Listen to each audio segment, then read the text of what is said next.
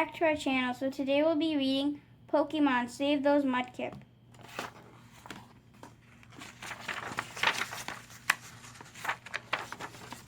One day, Ash and his friends were headed to a new Pokemon gym. I bet if we keep following this river, we will find some new Pokemon, Max said. But their path was blocked by a giant waterfall. Ash looked up. What do we do now? He asked. Not even a Magikarp could climb that waterfall, said Max. I have an idea, Brock said. Lotad, go. Lotad, a water Pokemon, popped out of its Pokeball. Brock tied a rock to a long rope. He threw it in the air. Lotad used Water Gun. The water blast sent the rope around a tree at the top of the falls. Then they all climbed up the rope. The group walked along the muddy riverbank. Look, Max said. Those look like Mudkip. Those are baby Mudkip, Brock added. They are cute, May said. I want to catch one. May ran toward the baby Mudkip, but a big Mudkip jumped in front of her, blasted May with Water Gun. Everyone laughed. Just then, one of the baby Mudkip fell into the river. Lotad, go help, Brock yelled. Lotad swam out to the baby Mudkip, but it put the baby flat on its head. But the river was too strong, so the big Mudkip jumped into the water. It saved Lotad and the baby Mudkip. Thanks, Brock said, but the big Mudkip was shy. It ran away. Just then a strange-looking man popped out of the bushes. It's a Mudkip monster, Ash yelled. I'm not a monster, the man said. My name is Swampy, and you had better not steal my baby Mudkip. We were just trying to help, Max said. This baby Mudkip fell into the river. In that case, come to my house for tea, Swampy said. They went to his house. Swampy talked and talked. I should not tell you this, said Swampy, but I raised Mudkip for the Pokemon League. My Mudkip go to new trainers. Swampy showed them some blue eggs. These are Mudkip eggs, he said. Look, one is about to hatch. Ash and his friends watched the baby Mudkip hatch. We saw a big Mudkip this morning, Brock said. Do you know it? That's a wild one, Swampy said. It protects my baby Mudkip. But I worry that it's getting too big for a trainer. Nearby, Team Rocket was trying to find Ash and his friends. Where did the little twerps go? Jessie asked. Maybe they are behind this fence, Meowth said. But how do we get through it? Asked James.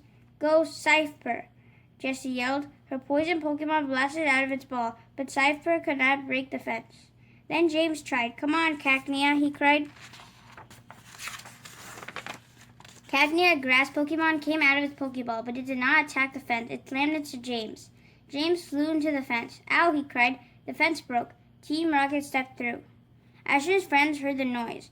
They ran to the fence, but Brock saw the wild Mudkip. He ran after it and said, Let me be your friend, Brock said. Try some of my Pokemon food. But the wild Mudkip did not trust Brock. It would not eat. At the fence, Team Rocket jumped out. I hope those bad guys do not try to steal my baby Mudkip, Swampy said. If the dam breaks, the baby Mudkip would have nowhere to live. What a great idea, said Meowth. I should have not said that, Swampy moaned. Cacnea, use Needle-Arm to break that dam, James yelled. Cacnea slammed into James again. James flew into the dam. The dam broke. Down the river, Brock saw the dam break. A big wave of water rushed toward all the baby Mudkip. Brock threw out a Pokeball. Fortress, go! He yelled. Use Rapid Spin. Fortress began to spin around and around. It held back the wave of water. Brock, Lotad, and the wild Mudkip jumped into the river and rescued the baby. Oh no, Brock yelled. There is still one left. The wild Mudkip dove into the water, grabbed the last baby, but they could not swim back to the shore. The water carried them over the falls. The wild Mudkip grabbed a rock, but it could not hold on for too long. Brock grabbed the rope he had tied to climb up the falls. He tied it around himself and jumped. Mudkip, grab my hand, he said, but the wild Mudkip was afraid. Please, Brock said, you have to trust me. Finally, the wild Mudkip reached out for Brock.